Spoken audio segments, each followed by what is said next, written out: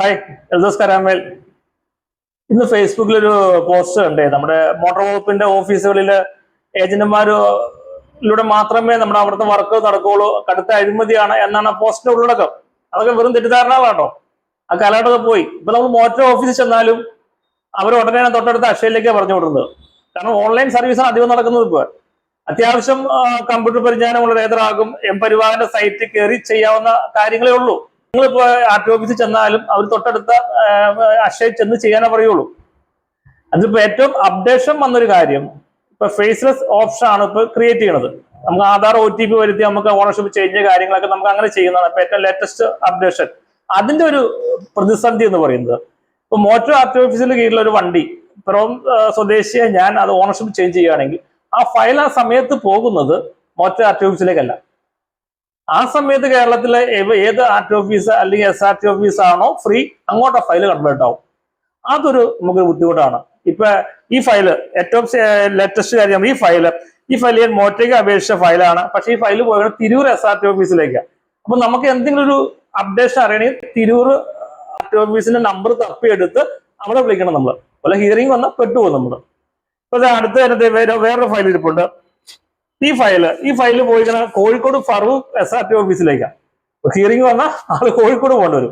ആ ഒരു minus MVD ശ്രദ്ധയിൽ കൊണ്ടുവരുവാണ്.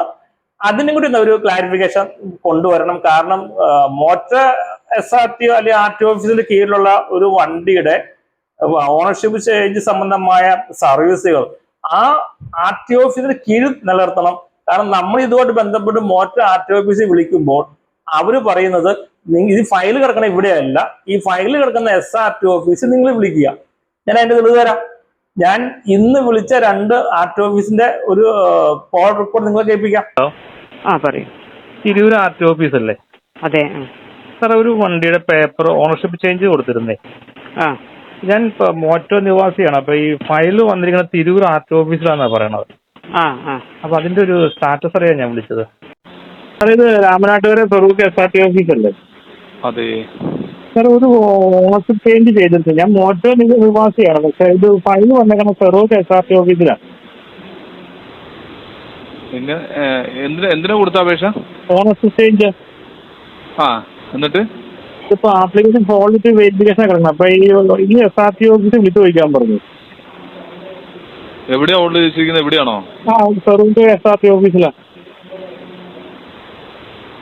നമ്പർ ഒന്ന് പറയൂ. നമ്പർ AM ആണോ? AM ആണോ? ഗ്രീൻ ടാക്സ് അടയ്ക്കണം, ഒരു 200 രൂപ. ഈ ഒരു പരാതി എനിക്കുണ്ട്. ഇതിനൊരു അപ്ഡേഷൻ വന്ന നല്ലതായിരിക്കും. നിർത്തുന്നു.